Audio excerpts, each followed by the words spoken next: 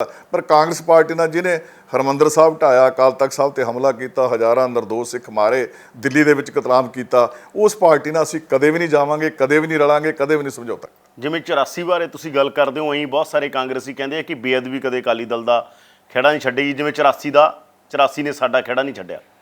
देखो, बेअदबी असीं कीती होवे, साडा खड़ा ना छड्डे, सानूं कोई दुख नहीं। जे असीं कोई बेअदबी दे विच किसी किस्म दे भी हिस्सेदार होईए, किते भी साडी शमूलीयत होवे, किते भी कोई गल निकलिया होवे, कदे तक भी किसी भी अकाली लीडर दी, मैथों लैके किसी भी छोटे वर्कर तो लैके वड्डे दी, मैं कहना वो बंदे नूं गोली मार दो खड़ा के, सानूं कोई इतराज़ नहीं हैगा। पर बेअदबी कदे अकाली दल सोच सकदा? यादविंदर जी, तुसीं सियाणे पत्रकार आ, बहुत ठंडे वरते आ। कोई मुख मंत्री तुसीं होवो, मैं होवां, तीजा ABC कोई होवे, ते सरदार प्रकाश सिंह बादल वर्गा हंडिया वरत्या बहुत सियाणा मुख मंत्री कदे आपदी सरकार नूं किते इहो जिहे काम करा के कदे पा सकदा है खतरे दे विच? कोई मुख मंत्री होवे, मैं तां कहना भावें कांग्रेस दा होवे, कदे सोच सकदा भी आपदी सरकार नूं इहो जिहा कुछ करके बेअदबी करा के ते आपदे खतरे च पावे? ये तां बिल्कुल झूठा प्रचार करके विरोधियां ने उहदा फायदा ले लिया एक वारी।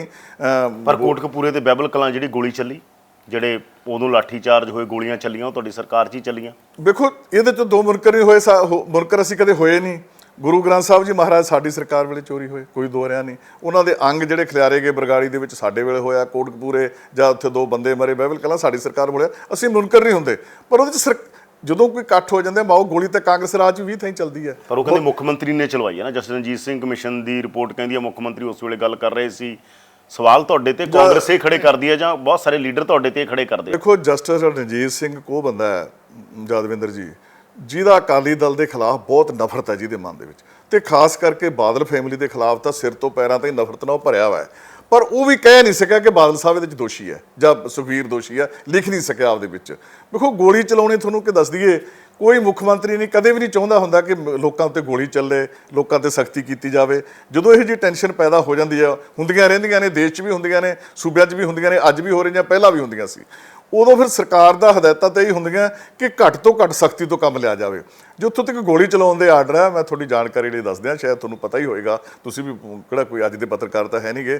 ਗੋਲੀ ਚਲਾਉਣ ਦੇ ਜਿਹੜੇ ਪ੍ਰੋਟੋਕੋਲ ਬਣਿਆ ਜਾਂ ਕਾਨੂੰਨ ਬਣਿਆ, ਅੰਗਰੇਜ਼ਾਂ ਵੇਲੇ ਦਾ ਤੁਰਿਆ ਆਉਂਦਾ, ਅੱਜ ਆਪਣੀ ਗਵਰਨਮੈਂਟ ਵੇਲੇ ਵੀ, ਕਾਂਗਰਸ ਗਵਰਨਮੈਂਟ ਵੇਲੇ ਵੀ, ਉਹ ਸਾਰੀਆਂ ਪਾਵਰਾਂ DC ਕੋਲੇ ਆ, ਡਿਸਟ੍ਰਿਕਟ ਮੈਜਿਸਟ੍ਰੇਟ ਕੋਲੇ।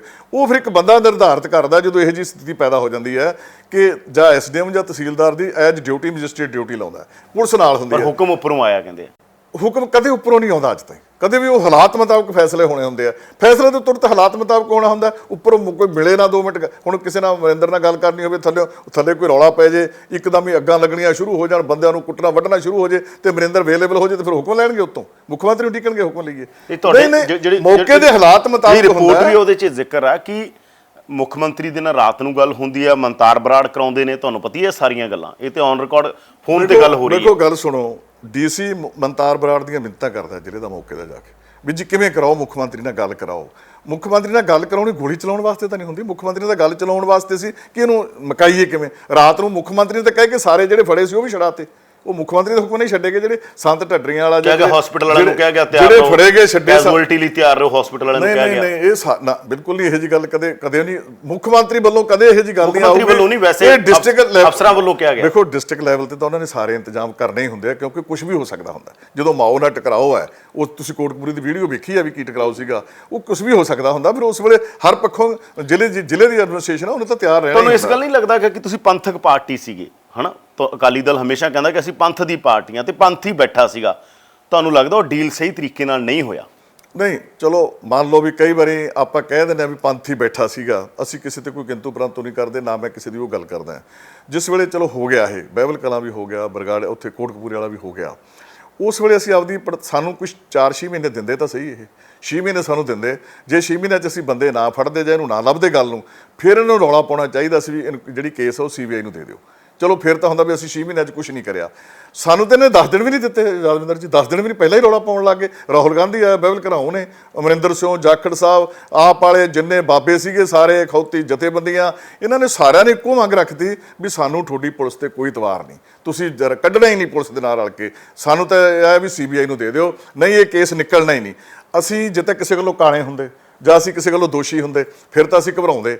ਅਸੀਂ ਤਾਂ ਕਿਹਾ ਤੁਸੀਂ ਸੀਬੀਆਈ ਕਹਿੰਦੇ ਸੀਬੀਆਈ ਨੂੰ ਦੇ ਦਿਓ, ਭਾਵੇਂ ਆਈਬੀ ਨੂੰ ਦੇ ਦਿਓ, ਸਾਨੂੰ ਕੀ ਫਰਕ ਹੈ, ਤੁਸੀਂ ਖੋਜਾਂ ਸਾਰੇ ਸੀਬੀਆਈ ਤੋਂ। ਕਹਿੰਦੇ ਹਾਂਜੀ ਅਸੀਂ ਸੀਬੀਆਈ ਤੇ ਸੰਤੁਸ਼ਟ ਹੈ, ਤੇ ਅਸੀਂ ਕਿਹਾ ਸੀਬੀਆਈ ਨੂੰ ਦੇਤਾ। ਜਦੋਂ ਕੇਸ ਹੀ ਸੀਬੀਆਈ ਕੋਲੇ ਚਲਿਆ ਗਿਆ, ਅਸੀਂ ਕਿੱਥੋਂ ਪੜਤਾਲ ਕਰਦੇ? ਦੋ ਪੜਤਾਲਾਂ ਥੋੜ੍ਹਾ ਚੱਲਦੀਆਂ ਹੁੰਦੀਆਂ, ਜੇ ਇੱਕ ਅਸੀਂ ਕਰੀਏ ਤੇ ਇੱਕ ਸੀਬੀਆਈ ਕਰੇ। ਸੋ ਕੇਸ ਸਾਰਾ ਸੀਬੀਆਈ ਨੇ ਡਾਕੂਮੈਂਟ ਲੈ ਲਏ, ਰਿਕਾਰਡ ਸਾਰਾ ਲੈ ਲਿਆ, ਉਹ ਲੱਭਦੇ ਨੇ, ਸਾਨੂੰ ਤਾਂ ਲੱਭਣ ਦਾ ਟਾਈਮ ਹੀ ਨਹੀਂ ਦਿੱਤਾ ਇਹਨਾਂ ਨੇ। ਪੈਰਲਲ ਇਨਕੁਆਇਰੀ ਤਾਂ ਚੱਲ ਰਹੀ ਸੀ, ਜਾਂ ਪੈਰਲਲ ਤੁਹਾਡੇ ਅਫਸਰ ਤਾਂ ਕੰਮ ਕਰ ਰਹੇ ਸੀ। ਤੁਸੀਂ ਵੇਖੋ ਜਿਵੇਂ ਕਹਿੰਦੇ 2017 ਤੱਕ ਵੀ ਜੇ ਜਾਂਚ ਹੋ ਜਾਂਦੀ ਤਾਂ ਸ਼ਾਇਦ ਇਹ ਕੈਪਟਨ ਸਰਕਾਰ ਨੂੰ ਜਿਹੜੇ ਰਾਜਨੀਤੀ ਤੁਹਾਡੇ ਤੇ ਕਰ ਰਹੇ ਇਹਨਾਂ ਨੂੰ ਮੌਕੇ ਨਾ ਮਿਲਦਾ। ਯਾਦਵਿੰਦਰ ਜੀ ਤੁਸੀਂ ਵੇਖੋ, ਉਹ ਮੌਕਾ ਤੁਸੀਂ ਦਿੱਤਾ, ਲੋਕ ਕਹਿੰਦੇ ਆ। ਤੁਸੀਂ ਹੈਰਾਨ ਹੋਵੋਗੇ ਵੀ ਜਦੋਂ ਸਰਕਾਰ ਬਦਲ ਗਈ 2017 ਚ, ਜਿਹੜੇ ਬੰਦਿਆਂ ਨੇ ਸਾਰਾ ਜ਼ੋਰ ਲਾ ਕੇ ਸੀਬੀਆਈ ਨੂੰ ਇਨਕੁਆਇਰੀ ਦਵਾਈ, ਫਿਰ ਕਹਿੰਦੇ ਜੀ ਪੰਜਾਬ ਪੁਲਿਸ ਨੂੰ ਦਿਓ। ਹੁਣ ਪੰਜਾਬ ਪੁਲਿਸ ਠੀਕ ਹੈ, ਪਹਿਲਾਂ ਪੰਜਾਬ ਪੁਲਿਸ ਤਾਂ ਉਹੀ ਸੀ, ਉਹੀ ਸਿੱਟ ਸੀ, ਉਹੀ ਸਾਰਾ ਕੁਝ ਸੀ। ਫਿਰ ਕਹਿੰਦੇ ਪੰਜਾਬ ਪੁਲਿਸ ਨੂੰ ਦਿਓ, ਕਿਉਂ? ਫਿਰ ਪੰਜਾਬ ਪੁਲਿਸ ਕਿਵੇਂ ਪਵਿੱਤਰ ਕਰ ਲਈ ਇਹਨਾਂ ਨੇ? ਪਹਿਲਾਂ ਮਾੜੀ ਸੀ, ਫਿਰ ਚੰਗੀ ਕਿਵੇਂ ਹੋ ਗਈ?